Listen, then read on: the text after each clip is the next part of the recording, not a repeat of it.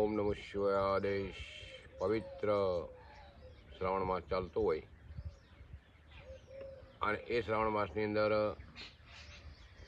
દરેક લોકો શિવમય મહાદેવજી કે જ્યારે સમુદ્ર મંથન કર્યું અને ઝેર વળ્યું એ ઝેર મહાદેવજીએ પીધું એટલે એમને કંઠ નીલો થઈ ગયો એટલે નીલકંઠ મહાદેવ નામ કહ્યું પાડ્યું.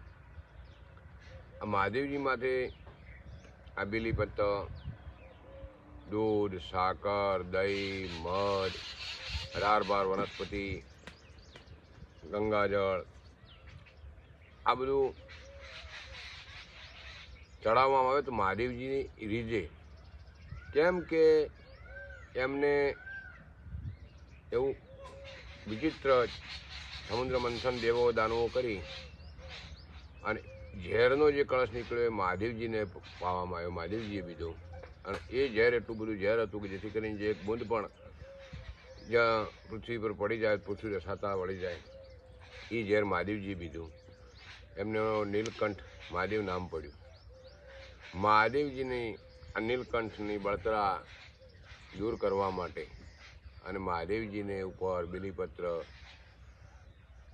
તમામ 18 વનસ્પતિ, દૂધ, દહીં, મધ આ ચડાવવાનું કારણ એ છે કે મહાદેવજીને આ જે બળતર થાય છે, ઝેર પીધું અને ઝેરની બળતર છે, એ બળતરને ઠંડક આપવા માટે જો આપણે આ બધું કરીએ એટલે ભોળાનાથ મહાદેવ રીઝે આપણા ઉપર.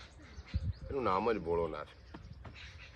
ભોળાનાથ રીઝે અને આપણા ઉપર એમની આસીમ કૃપા વરસે, આસીમ કૃપા વરસે, શિવમય બની જઈએ અને આપણને સુખ સંપત્તિ મળે એવું શાસ્ત્ર અને શિવપુરાણની અંદર લખેલું છે. મહાશક્તિ પાર્વતીએ શિવને પામવા માટે તમામ વનસ્પતિઓ મહાદેવજી માથે ચડાવી. શ્રાવણ મહિનો ઉતર્યા પછી એક કેવડા ત્રીજ આવે છે, એ દિવસે મહાદેવજીને કેવડો ચડે. પણ અજાણથી માતાજીએ કેવડો ચડાવી દીધો. મહાદેવજી કેવડાને 3 કરવત આવે. એ મહાદેવજીને કરવત લાગ્યા અને મહાદેવજી ક્રોધિત થયા.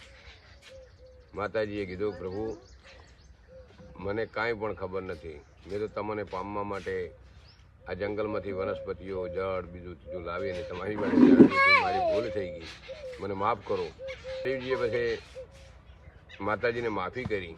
એ આજે ભાદરવા સુદ ત્રીજના દિવસે મહાદેવજીને કીધું કે આજથી માતાજી તમે મને કેવડો ચડાવ્યો છે, આ ત્રીજ છે, એ કેવડા ત્રીજ તરીકે ઓળખાશે અને મને જે લોકો કેવડો ચડાવશે એના ઉપર મારી આસીમ કૃપા વરસાવીશ અને હું સદાય માટે પ્રસન્ન રહીશ. એટલે જુઓ તો ખરા ભોળાનાથ કેવા અસુરોને વરદાન આપી દે. અસુરો એમનું ભજન કરે, ભજન કરીને પાછા અસુરો એમનું વરદાન લઈ અને પાછા દેવોને પાછળ પડી જાય, એમની અંગાત યુદ્ધ કરે, એમને રંજાડે.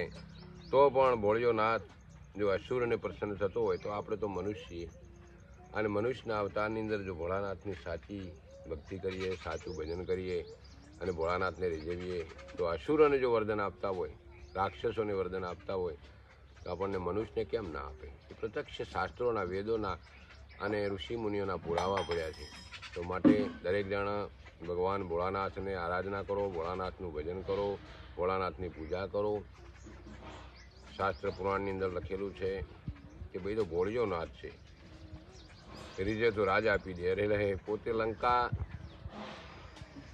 બનાવી પાર્વતી માટે, એમાં વાસ્તુ રાવણ પાસે કરાયું અને રાવણે સારી પૂજા કરી, માતાજી ખુશ થઈ ગયા. માતાજી રાવણને કીધું કે પંડિત માગો તમારી દક્ષિણા. માતાજી ભાઈ વચન કીધું, વચન આપો. માતાજીએ વચન આપ્યું કે તો આ લંકા આપી દો. ભોળાનાથે લંકા આપી દી. લંકા કોઈ રાવણની નથી, એ તો ભોળાનાથે પાર્વતીને રહેવા માટે બનાવી દીધી અને દાનમાં આપી અને પોતે પાછા કૈલાસમાં જાય. આવા ભોળાનાથ છે. આવા ભોળાનાથની રીઝવે એને સદાય માટે સુખ સંપત્તિની બળબુદ્ધિ મળે. મનુષ્યના અવતારમાં જે તે કાર્ય કરશો તે સફળ થશે. બીજો અવતાર કોઈ પામવાની મળવાનો નથી. કોઈ જળચરમાં, કોઈ થળતરમાં, કોઈ આકાશી, કોઈ પશુ પક્ષીમાં જે આ આપણો જીવ જતો રહે તો કયા જન્મમાં ફરી મનુષ્યનો અવતાર આવશે એની આપણને કોઈ ખબર નથી. તો આ મનુષ્યનો અવતાર એળે ના જાય તો દરેક મારા વાલા સંતો ભક્તો, મારા વાલા માતાઓ બહેનો દરેકને ભજન કરો. ગુરુના ચરણમાં જે ગુરુનું વચન